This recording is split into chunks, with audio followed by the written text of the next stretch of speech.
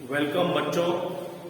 आज के इस स्पेशल मोटिवेशनल क्लास में आप सभी का स्वागत है। बच्चों, आज ये जो क्लास है इसका टॉपिक अगर हम डिसाइड करें तो ये है कि किस्मत या मेहनत। हमारे जीवन में किस्मत की ज्यादा महत्ता है या मेहनत की ज्यादा महत्ता है, इसको आज हम लोग डिस्कस करेंगे और सीखने की कोशिश करेंगे। जो चीज हमारे फायदे के लिए है या जो चीज हमें जीवन में आगे सफल बनाए। प्यारे बच्चों, आप लोगों ने ब्रूस ली का नाम सुना है? ब्रूस ली एक मार्शल आर्ट के प्लेयर रहे हैं और मार्शल आर्ट की दुनिया में ये एक लीजेंड की तरह रहे हैं। मतलब इनके जैसा अब तक दूसरा मार्शल आर्ट प्लेयर, लोग इनका अनुकरण करते हैं इन जैसा बनने के लिए।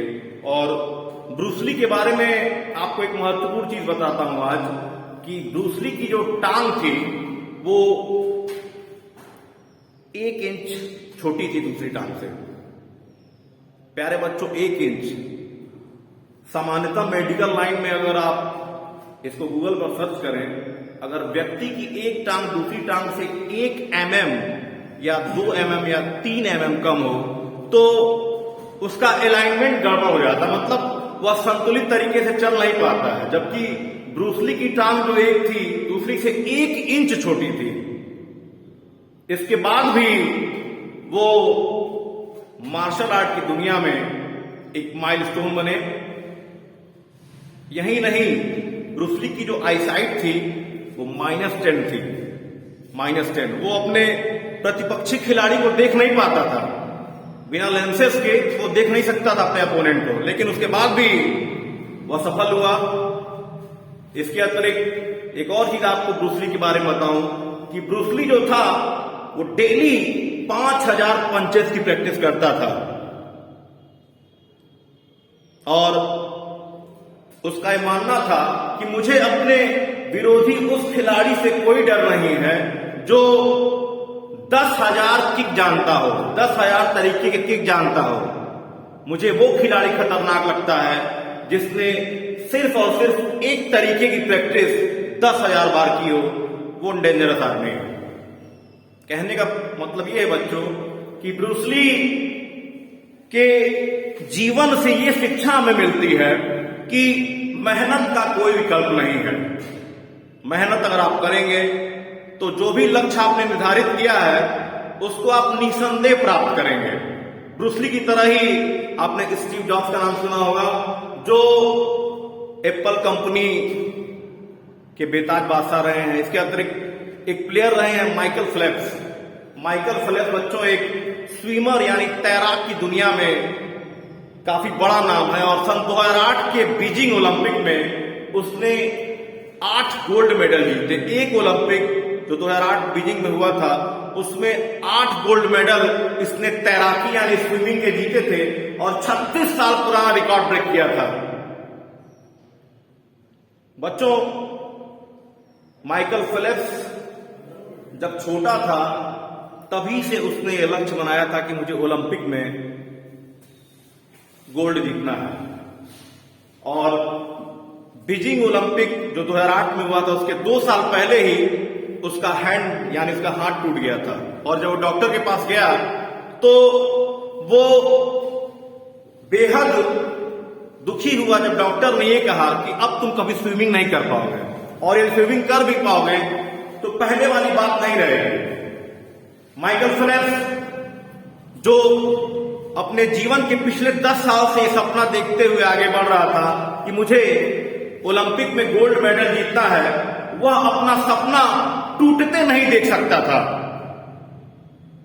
उसने डॉक्टर से उपचार कराया और डॉक्टर से कहा कि सर, मैंने शुरू से ही ये अपने मन में सोचा है, ठाना है कि सपने वे नहीं होते हैं जो हमें नींद में आते हैं, बल्कि सपने वे होते हैं जो हमें सोने नहीं देते हैं। और माइकल फेल्प्स ने डॉक्टर से कहा कि मैं तैराकी का अभ्यास करूंगा, मैं अपने हाथों पर जोर नहीं दूंगा, मैं अपने टांगों से ज्यादा तैराकी को करने की कोशिश करूंगा।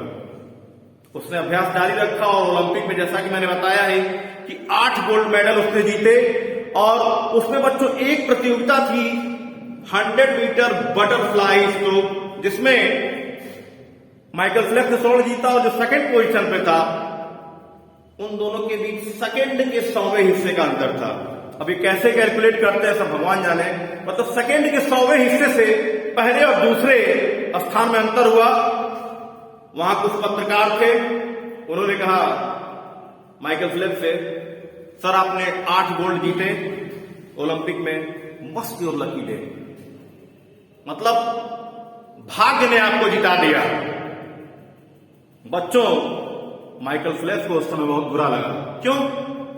उसने कहा, सर आपको क्या लगता है कि भाग्य ने मुझे जिता दिया? पिछले 10 साल से मैं इसकी प्रैक्टिस कर रहा था और इस ओलंपिक यानी 2008 बीजिंग ओलंपिक होने से पहले लास्ट 4 साल में, आखिरी 4 वर्षों में मैंने 10,000 घंटों की तैराकी की प्रैक्टिस की है, अभ्यास किया है। और यदि आपका गणित मजबूत हो तो औसतन 8 घंटे डेली मैं पानी में तैराकी करता था। और उस पत्रकार की तरफ इशारा करते हुए माइकल फेल्प्स ने कहा कि यदि आप कुछ मत करिए और सिर्फ अगले 4 साल आप 8 घंटे पानी में बैठ जाइए, आपका जिस्म सिकुड़ जाएगा। तो मेहनत ने माइकल फेल्प्स को जिताया, मेहनत और अभ्यास ने ही ब्रूस ली को ब्रूस ली बनाया। इन दोनों कहानियों से बच्चों हम आजीवन आगे बढ़ने की प्रेरणा ले सकते हैं और ये चीज सीख सकते हैं कि किस्मत से ज्यादा और महत्वपूर्ण चीज हमारे जीवन में मेहनत स्थान रखती है। मेहनत यदि हम करेंगे तो बड़े से बड़ा लक्ष्य अपनी मुट्ठी में कर सकते हैं, उसे हासिल कर सकते हैं। तो बच्चों, आज से ये ठान लीजिए कि हमें जो भी हमारा लक्ष्य है उसको पाने के लिए हम बिल्कुल जी जान से मेहनत करेंगे और किस्मत के भरोसे भाग्यवादी बनकर नहीं बैठेंगे। चलिए, आज के लिए मेरा ये जो स्पेशल जो सेशन था, क्लास था, बस इतना ही है।